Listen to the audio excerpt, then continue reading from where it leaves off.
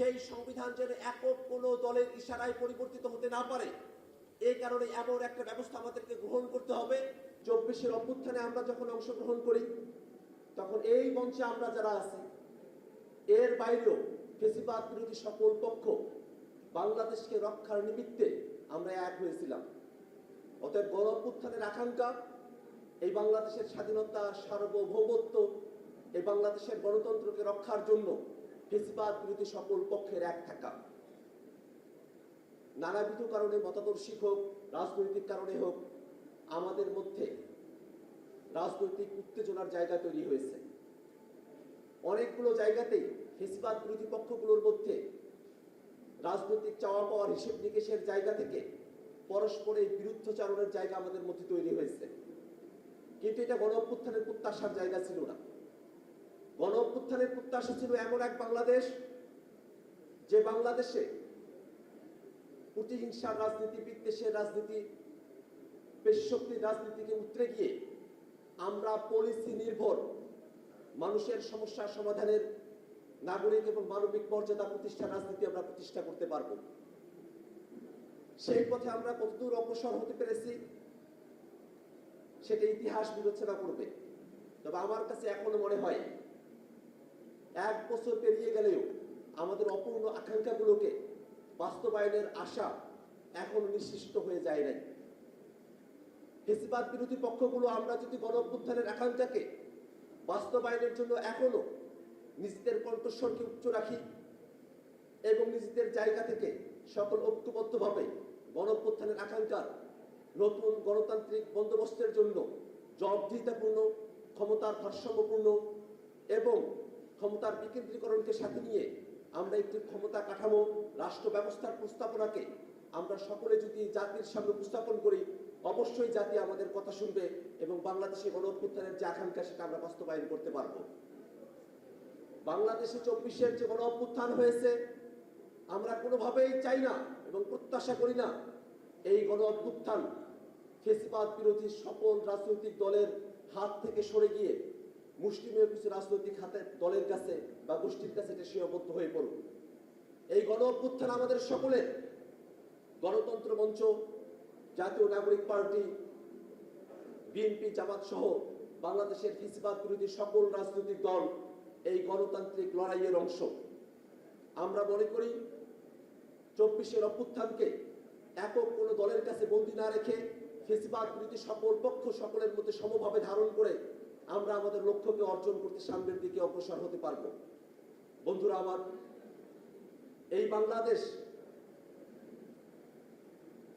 71-এর মুক্তিযুদ্ধের পরে 72-এ আমরা যে সংবিধান পেয়েছিলাম, সেই সংবিধান আমাদের কাঙ্ক্ষিত সাম্য, মানবিক মর্যাদা এবং সুবিচারের দেশ আমাদেরকে উপহার দিতে পারে নাই।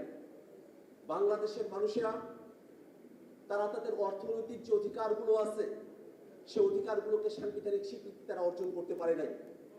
খাদ্য, বস্ত্র, বাসস্থান, শিক্ষা, চিকিৎসার কথা আমরা আমাদের প্রাথমিক পর্যায়ের শিক্ষা ব্যবস্থায় সেগুলোকে অধিকার হিসেবে আমরা দেখি। কিন্তু দুর্ভাগ্যের বিষয়, আমাদের এই অর্থনৈতিক অধিকারগুলোকে সাংবিধানিক স্বীকৃতির পর্যায়ে আমরা নিয়ে আসতে পারি নাই। একই সাথে আমাদের যে সংবিধান প্রণীত হয়েছিল, সেই সংবিধান একজন ব্যক্তিকে রাষ্ট্র কাঠামোর মূলে রেখে এই সংবিধানটা প্রণীত হয়েছিল, যার কারণেই বাংলাদেশের ক্ষমতার ভারসাম্য আমরা গত অর্ধ শতাব্দীতে লক্ষ্য করি নাই। এবং এই বাংলাদেশের সংবিধানে যতটুকু ভালো কথা ছিল, রাজনৈতিক দলগুলো সকলে ঐক্যবদ্ধভাবে ক্ষমতার হস্তান্তরের জন্য তত্ত্বাবধায়ক সরকারের প্রস্তাবনায় সংবিধানের মধ্যে অ্যাড করেছিল। কিন্তু দুর্ভাগ্যের বিষয়, ফেসিবাদী সরকার সেই প্রস্তাবনাকেও সংবিধান থেকে উচ্ছেদ করেছিল একক সিদ্ধান্তে। ঠিক এই কারণেই আমরা মনে করি বাংলাদেশে একটি গণতান্ত্রিক সংবিধানের বাস্তবতা রয়েছে। এটি গণপরিষদ নির্বাচনের মধ্য দিয়ে নতুন একটি সংবিধান প্রণয়ন করে সেই সংবিধান যেন একক কোনো দলের ইশারায় পরিবর্তিত হতে না পারে, এই কারণে এমন একটা ব্যবস্থা আমাদেরকে গ্রহণ করতে হবে যেখানে সরকারি দল, বিরোধী দল, বাংলাদেশের জনগণের সকলের মতামতের ভিত্তিতে আমরা যে সংবিধান গ্রহণ করব সেই সংবিধানকে তখনই পরিবর্তন করা সম্ভবপর হবে। ভাইরা আমার, গণ অভ্যুত্থানের প্রত্যাশা ছিল বাংলাদেশের বিচার কাঠামো এমন হবে যে বিচার কাঠামোতে বাংলাদেশের মানুষেরা তাদের উপর বিগত সময়ে যে অত্যাচার, নির্যাতন, গুম, খুন, ক্রসফায়ার, আয়নাঘর সহ গণহত্যা, মানবতা বিরোধী অপরাধগুলো সংগঠিত হয়েছে সেগুলোর পরিপূর্ণভাবে বিচার পাবে। কিন্তু এতগুলো মাস পেরিয়ে যাওয়ার পরেও আমরা বিচারের এক দৃশ্যমান কোনো অগ্রগতি খেয়াল করিনি। আমরা গণঅভ্যুত্থানের এই প্রত্যাশাকে বাস্তবায়নে সরকারকে আমরা পদক্ষেপ গ্রহণ করার জন্য আহ্বান জানাই। একই সাথে গণঅভ্যুত্থানের প্রত্যাশা এই বাংলাদেশের মানুষের সকলের মানবিক মর্যাদাকে সমুন্নত করার প্রত্যাশা। এই বাংলাদেশের মানুষেরা, আমরা যারা গত বছর কারাবন্দী হয়েছিলাম, শুনতে খুব অন্যরকম মনে হতে পারে, যেটা খুব জাতীয় পর্যায়ের হয়তো কথা নয়, কিন্তু এটাই আসলে জাতীয় পর্যায়ের কথা। আমাদের বন্দীদেরকে যখন থানার গারদে রাখা হয়, খুবই অমানবিক, মানবেতর একটা পরিস্থিতিতে বন্দীদেরকে থানার গারদে রাখা হয়।